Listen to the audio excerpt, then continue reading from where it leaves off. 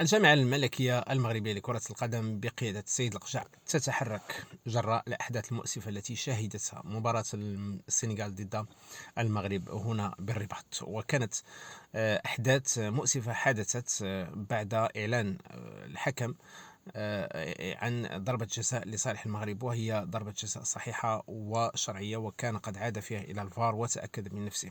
لكن المدرب السنغالي كان له رأي آخر، تصرف الأطفال، تصرف المدربين الهواة الذين يحضرون لمباريات أو لبطولات رمضان أو لبطولات الأحياء الشعبية، بحيث أنه رفض مواصلة اللقاء. يعني إما أن يتراجع الحكم عن هذا الإعلان عن ضربة جزاء، وإلا لن نواصل، وبالتالي سنشوه هذه البطولة وكذا وكذا وكذا إلى آخره.